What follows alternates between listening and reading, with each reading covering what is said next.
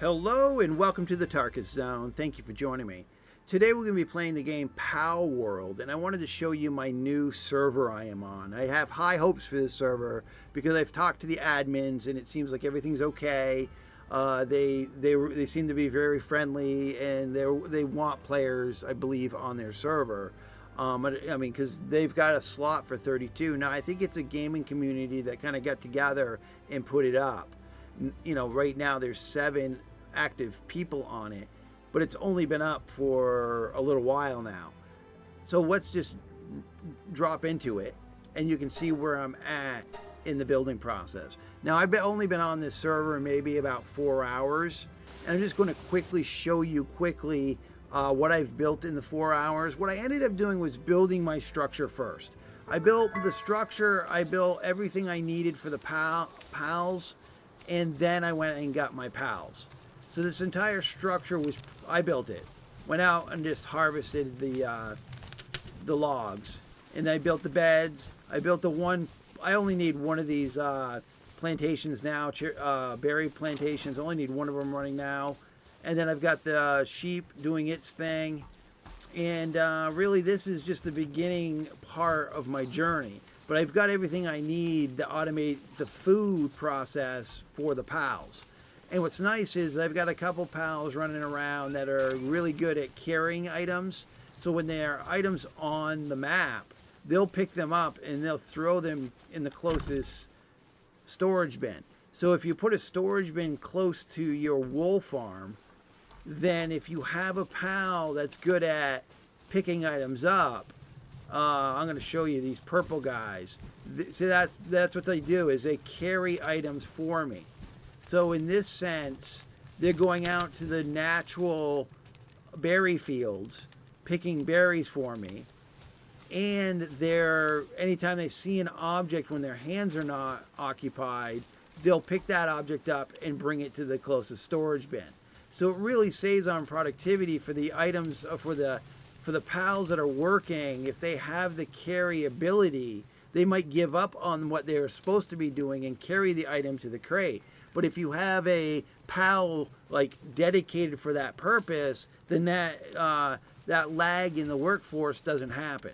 But granted, you got one pal moving the stuff around. In this case, I've got 2 of them doing it, only because I haven't gotten another pal that I want yet. So we're just going to go upstairs. This is a different build than any of the other builds. I just went with this one with the open roof here just so I can drop down into the workshop anytime I want. Also to let the natural light in. It's all covered here at the rooftop here. Now we can go up to the next floor, and I'm going to be building my tower. It's going to be a similar tower than my other build, but it's going to go straight up again, and I'm going to have it here on the back side. But the front side of the build, I think I'm very happy with, and I think it came out pretty nice. I'm going to be putting a statue right here, and then I'm going to probably put a statue here, and I'm going to put a statue here. I think that's my plan. And this way, when you're looking at the build, let's just run away here. Run away, run away. When you're looking at the build from a distance, it'll look pretty sharp. I think it's going to look really cool. I mean, let's just look around. And again, I built this in under 4 hours.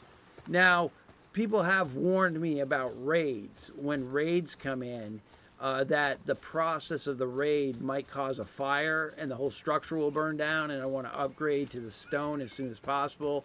I get that, but I've played this spot a lot. I mean, my last 4 builds have been at this location, and I have only had 1 raid in all the time that I played at this spot that raided me. And when they did raid me, they just funneled through this opening, free for all through this opening, and my pals just annihilated them. Now, I guess if you've got a fire pal inside and they're got some splash over, you might burn the structure down. But I'll keep an eye on it.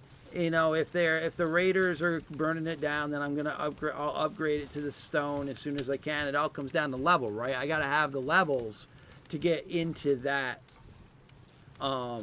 phase of the game, the stone phase.